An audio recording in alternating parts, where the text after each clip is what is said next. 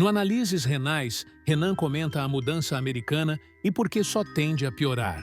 Vamos conferir. O Mauro Bechinski, Caparrós, disse: Renan, ou seja, o brasileiro vai ficar mais lascado ainda? Vai. Nesse novo cenário global, por enquanto o Brasil não se machucou, tá? O Brasil escapou bem do tarifaço por algumas razões, mas uma razão escondida, que ninguém tá falando, que é meio óbvia, o Brasil é um dos poucos países no mundo em que os Estados Unidos têm uma relação superavitária. Então, os Estados Unidos já é bastante superavitário com o Brasil na sua relação comercial, por que diabos eles vão atrapalhar o que tá funcionando? Então, o Brasil meio que escapou incólume ali, tá? Mas o que eu quero colocar aqui, tá? Vocês viram, né? Desde ontem tava todo mundo assustado com a abertura da bolsa lá na Ásia, tal, queda de cripto, tudo em queda, né? E todo mundo também rodando aquele meme que só o Warren Buffett tava escapando. Mas a real é o seguinte: o Donald Trump, ele está fazendo um tarifaço, não é porque, tirando os memes, ele tá tentando imitar o Haddad, não, tá? O Trump, ele quer fazer uma reorganização da ordem internacional. Eu já tenho um podcast lá no Valete Plus falando disso, tá? O que o Trump tá fazendo, ele tá tentando estabelecer uma nova ordem internacional para além do Pacto Mundial pós-45. Então, o mundo se pactuou num pacto liberal após a Segunda Guerra Mundial. Houve a Segunda Guerra Mundial, o mundo mudou, galera. E aí o mundo mudou, o mundo daqueles estados-nação, discutindo raça e território, a briga do mundo comunista com um soberanismo identitário europeu, fascismo, nazismo, aqueles fenômenos muito particulares, a ascensão dos Estados Unidos, que já era a maior potência do mundo, já era o país mais rico do mundo, mas ainda não tinha sido declarado pelo mundo. Ei, são esses caras que mandam, né? Os Estados Unidos saem da Segunda Guerra basicamente avisando: ó, galera, quem manda aqui sou eu, tá legal? Quem manda aqui sou eu. Só que quando ele fala quem manda aqui sou eu, ele não adota uma postura imperialista clássica como a postura dos europeus. Não, ele não adota a postura dos impérios europeus. Ele cria um novo mundo. Um mundo que ele influencia através do soft power, que ele impõe o dólar como moeda global, todo mundo tem que fazer transações em dólar. Um mundo muito diferente. Então ele não saiu por aí fazendo conquistas territoriais, mas ele espraiou o American Way of Life e ele criou, vamos dizer, relações entre as próprias nações dentro de termos profundamente americanos. E aí ele derrota a União Soviética na Guerra Fria, declara: não, acabou, a história acabou, o mundo será uma democracia capitalista, e na verdade o mundo não se tornou isso. E o que a gente está vendo agora, anos depois, é a ascensão da China, que usa um regime que é eminentemente capitalista, em grande parte do seu modelo econômico, com participação estatal, claro, mas joga o jogo do capital, e regimes que não são democráticos. Os regimes asiáticos não são democráticos. Você tá pegando, cara, pessoas altamente organizadas e conscienciosas. Isso precisa ser dito, que a ascensão da Ásia é sobre isso. Pessoas organizadas, muito conscienciosas, ou seja, autodisciplina, regime de trabalho muito bom, capacidade de trabalhar o seu dia de maneira organizada. Pessoas que são verdadeiramente muito inteligentes, tá? A gente precisa colocar o chinês, assim como qualquer um do leste asiático, é a região do mundo com pessoas mais inteligentes. Na média, foi média de QI aí, porque eles testam, eles podem fraudar, até pode ser que fraude, mas assim, eles realmente são inteligentes. Então você pega o leste asiático, Coreia, Japão, China, complicado ali. E você tem um regime de mercado, de economia e tal, países organizados, limpos, arrumados, capacidade de investimento, sem a China, no caso, sem as vicissitudes dos problemas naturais da democracia. Esse regime cresce e começa a fazer sombra para outrora única potência americana. A potência americana se mesclou com esse mundo liberal e com esses fluxos de capitais. Aí você criou assim o Partido Democrata como ele representante deste mundo livre, né? Que é o mesmo mundo woke que a gente fala, né? E que vocês às vezes vão ver críticas assim: Ucrânia, União Europeia e democratas. O Biden apoia a Ucrânia, a União Europeia, mas a direita agora apoia o Putin. Em grande medida, a ruptura que a classe média americana fez, que foi a classe média americana que tocou isso, a ruptura da classe média americana com esses ditames liberais pós-guerra, ela se dá através do Trump, e eles estão rompendo com tudo. E aparentemente ele quer romper com esse jogo, que ele considera um jogo ruim para essa classe média. E mais, num mundo que vai ser bastante conturbado, por quê? Porque a China será potência, fato, potência industrial, bélica, econômica, e Estados Unidos, né, uma potência que não quer perder sua força. Isso acaba gerando o que eles chamam, né, na análise política de armadilha de Tucídides, que é a relação de tensão que existe entre uma potência estabelecida e uma potência em ascensão. No caso, a potência estabelecida era Esparta, por Tucídides, e a ascensão era Atenas, que estava fazendo a liga das cidades ligadas a ela, levando democracia ali pro Mar Egeu e tal. Na prática, tá? É uma relação conturbada que antecede uma guerra. E essa relação conturbada está se agravando. Você está vendo as primeiras reações duras dos Estados Unidos com relação ao estabelecimento da China como potência, e isso se dá de uma maneira muito dinâmica, porque envolve todos os aliados, envolve a Europa, que é aliada americana, e o Trump tá mudando essa linguagem política, e o Trump tá fazendo isso, e ele não vai voltar atrás. A não ser que ele vá lá, veja que ele vai ter um dano político muito claro agora, não parece ser o caso que ele vai voltar atrás. E por que não parece ser? Porque essa é uma política fundamental do governo dele, e o governo dele, aparentemente, tá, foi eleito para fazer isso. O governo Trump foi eleito para fazer isso. Saiu, eu vou mandar aqui pro Riso, saiu até uma pesquisa que vai mostrar um negócio pra vocês que vai surpreender muita gente. Mas que assim, o eleitor do Trump não tá exatamente chateado com o tarifaço. Cadê? Ó, vou mandar aqui pro Riso. Tira um print aí, bota na tela, né? Nosso grande amigo Orlando mandou. O eleitor do Trump não tá preocupado com o tarifaço, por enquanto. Ainda que vamos dizer, essa queda na bolsa e tal, isso influi diretamente na poupança da classe média americana. Ó, tá aí na tela. Ó, pesquisa. Tarifas dos Estados Unidos sobre bens importados. Público em geral. 52% a favor, 48% contra. E eleitores do Trump, Riso. Favor 83% contra 17%.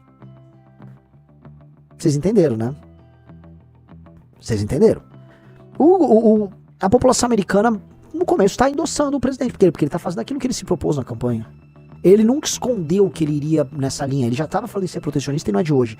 A novidade que eu preciso colocar é que algumas pessoas que você jamais esperaria que adotariam esse discurso vão adotar. E eu já falei aqui antes. Quem assiste análises renais viu eu falar antes. Digite 1. Vocês viram quando eu falei, ó, o Peter Thiel, o grande Peter Thiel, o empresário Peter Thiel, um dos maiores investidores, dono da Palantir, ele avisou que o Trump precisaria colocar tarifas, sim, para proteger os swing states, que são aqueles estados em disputa, Michigan, Minnesota, essas porra aí, Pensilvânia, para que ele, ao garantir esses caras, ele garanta a reeleição e tenha 8 anos para tocar isso. Eu falei que o Peter Thiel falou isso no final do ano passado. Você lembra, Riso? Você já fazia live comigo. O Peter Thiel deu uma entrevista fundamental e falou isso. Pois bem, ora, essa pesquisa aqui vai nessa linha. Se os estados desses tais swing states, Pensilvânia, Michigan, todo aquele lugar que eles chamam de Rust Belt, eles sentirem os efeitos econômicos, por exemplo, que se dariam no aumento da produção, já que tem indústria lá, de diversos setores ali, e aumentar a taxa de emprego e aumentar a renda dessa classe média que mora lá, ele garante, dado o sistema eleitoral americano, a vitória republicana para as próximas eleições. E tem algumas coisas que têm implicações, né? Vamos supor, tá caindo a bolsa. Pode ser que as pessoas com a bolsa em queda comprem títulos americanos. Isso diminui os juros, né? Isso aumenta a capacidade de investimento ali nos próprios Estados Unidos. Isso faz com que com a tarifa, mas isso vale a pena produzir nos Estados Unidos. Entendeu? Pode ser que isso ocorra. Se ele tiver um efeito político que é se tornar hegemônico nos swing states, mais os estados tradicionais americanos, meu amigo, o Trump, nem sei se ele pode concorrer, né? Não sei se ele manejaria para... Mas assim, o Vance ou qualquer um que seria o próximo candidato está eleito. E aí, eles têm 8 anos para inverter a ordem global, porque eles vão mudar a ordem global. O que eles estão propondo é isso. Você vai ler os autores que ficam sendo citados por eles. Se vocês acompanharem aqui, né, que a gente já escreveu sobre Curtis Yarvin, esses caras estão falando de um mundo muito diferente. O Curtis Yarvin, se você for ver ele no Twitter, se você for ver agora o Telegram dele, tá lá defendendo essa medida pra caramba. Mesmo que o Musk não esteja gostando. Pro Musk não tá legal essa história. O que ele tá perdendo em termos de valuation na bolsa é gigantesco. Like na live e se inscreva no canal. Um cara falou, eu vi o Pedrão Tomates falando que ele está fazendo isso pensando em cair o dólar para ele dar calote na dívida americana, que é em dólar. Eu não vejo desta maneira, tá? Eu acho que muita coisa pode se alterar. Eu acho que ele tá gerando uma bomba relógio pra China, né? Vai obrigar a China a ter que aumentar as relações comerciais dela com outros países, né? A China vai ter que depender de outros países para não depender dos Estados Unidos. E mais, a China tem um cenário em que ela vai ter que eventualmente aumentar a relação dela com a Europa. Porque se os Estados Unidos são o maior mercado consumidor do mundo, qual é o segundo? União Europeia. Ali pra eles, chineses, né? E aí a Europa fica como? A Europa, pra mim, ela tá sob pressão. A Europa, por enquanto, é o maior perdedor disso aí. Os Estados Unidos estão jogando a Europa no buraco. E aqui entre nós, cara, joga a Europa no buraco mesmo. Joga a Europa no buraco. A gente, nós, brasileiros, vamos falar do interesse do brasileirinho aqui. Ganhamos nada com essa porra, né? Ok, exportamos lá e tal, mas lembremos sempre que nós temos um inimigo natural na França de Macron. Que tô com um pouquinho de brincadeira, mas é um inimigo natural mesmo. A Europa, cara, a Europa é uma defensora dessa ordem liberal abjeta, no sentido das fronteiras abertas. É um continente em autodestruição, então eles ficam vendendo pro mundo a autodestruição.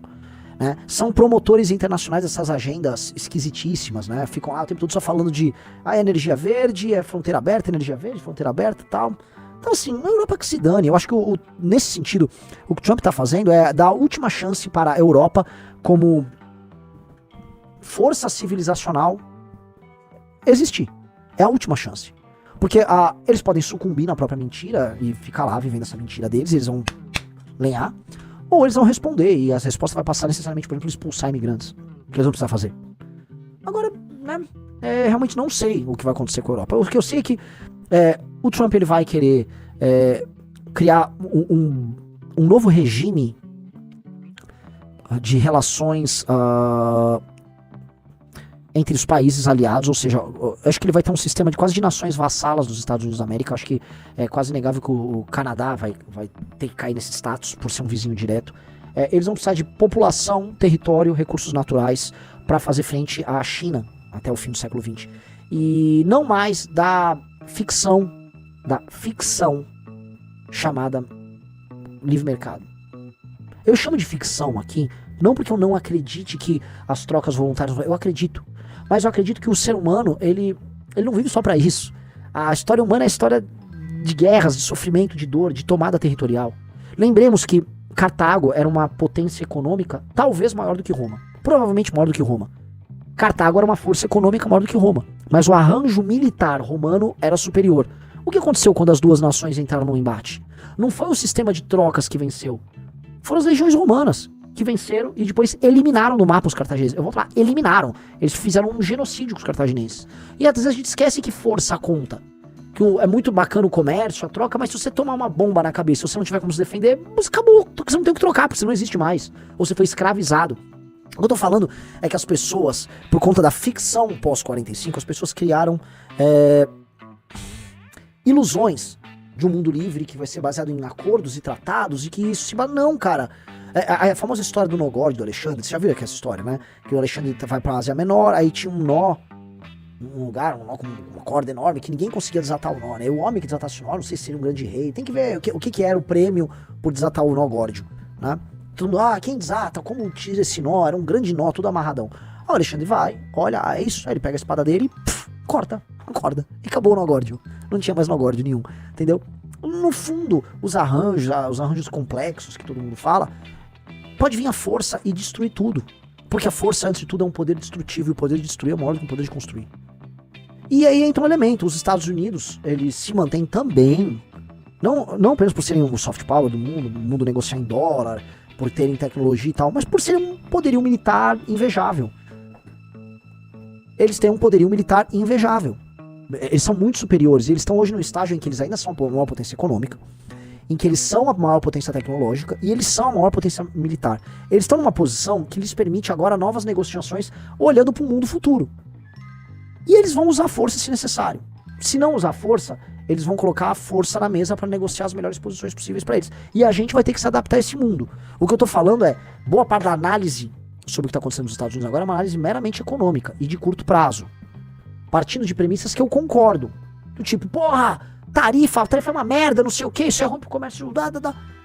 Sim, agora não me parece ser essa a perspectiva deles.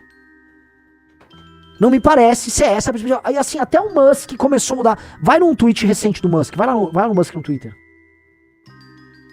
O Pablo Nogueira falou, o arsenal da Rússia é maior do que os Estados Unidos de longe. Não, você tá falando arsenal de mísseis, ele tem o maior número de mísseis nucleares, mas dane-se. Os Estados Unidos têm o melhor sistema de defesa, o melhor sistema de lançamento, tem muito mais armas à disposição, radares, material de tecnologia muito maior que a Rússia. A Rússia não tem a mínima condição de disputar nada com os Estados Unidos da América. Vamos lá, vamos descendo. Pera, devagar, sobe um pouquinho. Desce.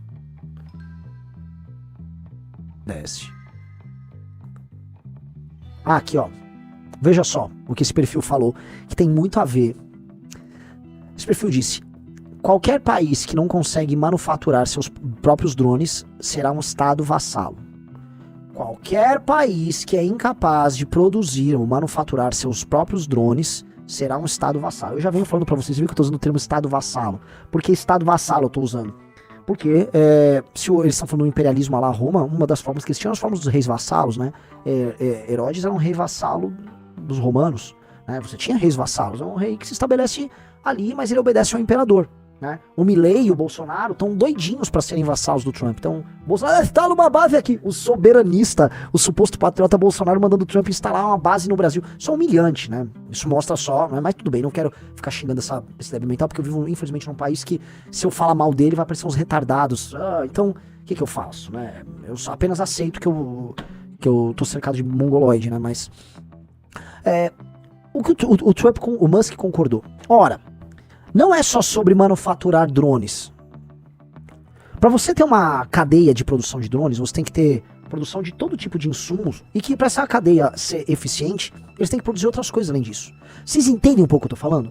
Porque às vezes as pessoas falam, eu vou produzir muitos drones, mas às vezes para você ter, sei lá, você precisa ter os semicondutores, você precisa ter uma indústria plástica que tem escala para produzir isso, você tem que ter materiais especiais, tem que ter uma indústria ligada, você tem que ter uma indústria rica de produtos não bélicos para você ter uma escala tão grande de material humano, capital instalado, tecnologia e escala de produção, inclusive de uso desses insumos de matéria-prima, de modo a poder produzir esses artigos de guerra com alto volume, né? Um exemplo, na Segunda Guerra Mundial, várias fábricas de automóveis norte-americanos, elas se transformaram em fábricas de tanques e aviões de guerra usando suas instalações. Eles pegaram aquelas instalações e remodelaram.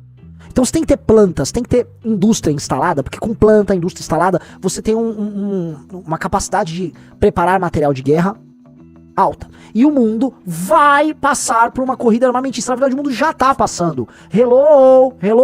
A Europa toda quebrada vai passar por uma corrida armamentista.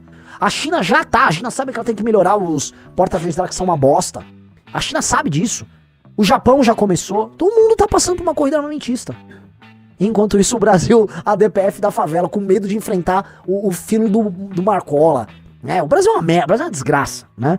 Mas sim, os Estados Unidos sabem, e todo mundo que acompanhou a pandemia viu a dependência que os Estados Unidos e o mundo tinha das manufaturas chinesas para respiradores e produtos de toda sorte. Né? Se for pegar remédio, até tava discutindo hoje lá na missão, remédios, né, farmacêuticos de toda sorte, dependem da Índia e da China para produzir. Então os Estados Unidos não tem autonomia em várias áreas. E olha que eles sempre foram preocupados historicamente em ter autonomia em muita coisa, em matéria-prima, petróleo. Eles fizeram, vamos dizer, armazenamento de recursos, de metais raros, de petróleo, de toda sorte ali. Agora, eles perderam a indústria. Então, nesse mundo que tá pintando, ter indústria é importante. Ainda que isso não significa que que você será necessariamente mais rico, ou que vai ser melhor para as nações, vai ser melhor para o comércio global. Eu acho que não, eu tô com uns liberais nisso. Por isso que eu quero fazer esse debate com a galera lá no News, mas não um debate aquele debate de xingamento que fica vindo. Aliás, eu vejo cada vez mais um esgotamento do modelo de debate. Eu nunca fui fã de assistir esses debates na internet, né? Ainda mais o MBL, sabe, sempre participou muito, mas eu sempre achei, porque no fundo é uma guerra de insultos e hoje cada um chega pro seu próprio bloco e fala, ganhei, né? Salvo alguns casos, o caso do Arthur com o Meteoro, foi bem claro. O caso agora de um comunista com o Pavanato, foi bem claro. Tem uns caras, mas assim, você sai perdendo assistindo essas coisas. Eu quero fazer um debate, tipo assim, um debate real, de pessoas que não estão indo lá se ofender, uma discussão legal, divertida, pessoas abertas a serem convencidas, pra gente entender o que os Estados Unidos estão fazendo. E antes de tudo, antes de falar se é bom ou ruim pro Brasil, ou bom ou ruim pro mundo, foda-se se é bom ou ruim pro mundo, essa discussão ninguém tá preocupado. A discussão é uma estratégia inteligente do Trump, e é uma estratégia inteligente para o futuro dos Estados Unidos. Acho que é isso que a gente precisa discutir, porque no fundo é isso que todo mundo quer saber. Tá? E eu acho que isso aí nós precisamos entender, até para entender a posição brasileira nisso. Isso tem a ver, inclusive, com o livro amarelo. Como o Brasil se adapta num cenário desse? Porque, naturalmente, para os Estados Unidos, seria muito melhor para eles distribuir a produção industrial fora dos Estados Unidos em nações amigas. Porque o problema da China para os Estados Unidos não é que a produção industrial deles foi parar fora do território americano. Não, ela foi parar justamente na nação que compete diretamente com os Estados Unidos. E mais, esses caras não são trouxas, os chineses são muito bons. Gostemos ou não, tá? E o Partido Comunista Chinês é corrupto, deve ser e tal. Os caras trabalharam bem. Gostemos ou não, os caras trabalharam bem. Então, os Estados Unidos entregou e acharam o quê? Que os chineses não iam fazer a corrida deles? Ora, em todos os setores que os chineses se propuseram a disputar com os Estados Unidos, eles estão disputando de igual para igual. Estou falando de alta tecnologia. 5G eles até passaram, mas vamos para a bateria e carro elétrico. Eles entraram na briga lá com o Musk e estão ali, ó. E eles têm escala, né? Mas estão aqui, celulares... Passaram já, Musk. Em muitas... Já deixamos Musk pra trás. O Adi tá botando a Tesla pra mamar. Sim. E aí, cara, assim, estão achando que o chinês era trouxa? O Spengler falava que, acho que é no Homem à Técnica, tá? O russo estiver assistindo aqui, por favor, me corrija, mas acho que é no Homem à Técnica, o russo... que há um erro, né, do homem ocidental em entregar a tecnologia pro Oriente. Né? Foi dado as ferramentas de guerra pro Oriente. Né? A grande revolução tecnológica do Ocidente foi parar no Oriente, e o Oriente tem escala. E aí? Porque entendam, tá? No fundo, cara, a guerra da humanidade é sobre aqueles dois grandes povos que nunca se encontraram, né? No fundo, Roma e China nunca se encontraram pra brigar. Roma e China nunca se encontraram pra brigar. Hoje, quem é? São os herdeiros dos romanos e os chineses. E o resto do mundo meio que é... Meio que importa é Roma e China. É Roma e China. Desde sempre. Tinha a Pérsia no meio, sim, teve a Pérsia no meio, já foi, mas assim, é Roma e China. E o que tá contando o mundo tá dividido entre a nova Roma, que são os Estados Unidos, uma Roma no sentido de herdeira do Ocidente, maior herdeiro do Ocidente, antes que alguém apareça, não, herdeiro da Roma, não. Esses são os anglo-saxões, eu sei disso. Tô falando que o herdeiro, né, como representante maior do Ocidente, até que fica larpando de República Romana, de republicano romano, que são os Estados Unidos da América, tá? O Rafa falou, tu escuta esse papo e lembra o Brasil e o Edinaldo. Exato. Antes que vocês pensem, não, mas como o Brasil entra? O Brasil é o Edinaldo, galera. O Brasil entra assim, você vai pegar uma cabeça, amplia ela bastante, você vai pegar uma caixa d'água, e aí você vai pegar assim, como nas mãos aí, como nas mãos aí.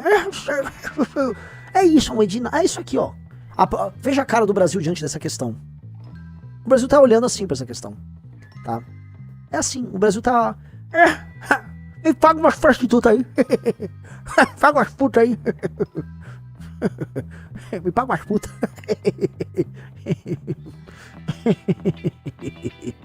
Paga umas putas. É isso, entendeu?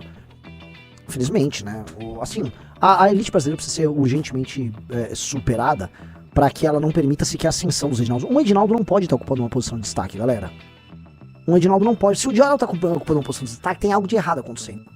Estão tentando refundar não só os Estados Unidos, mas o mundo sob uma outra ordem, tá? E eu acho que é uma das medidas mais ambiciosas que a política americana já fez, que a direita americana já fez, com certeza é tudo muito novo, e eu acho que as pessoas não estão prontas ainda para discutir isso. E como elas não estão prontas para discutir essas coisas, a gente vai ver muita besteira em termos de análise. Eu acho que as pessoas precisam se ater, assim, vão atrás dos eleitores, vão atrás dos pensadores, vão atrás do que vem sendo discutido por essa novíssima direita americana, porque tem coisa muito nova rolando. Você assistiu ao Legião das Ideias. Para mais ideias, continue conosco e continue acompanhando as lives do Renan Santos para mais.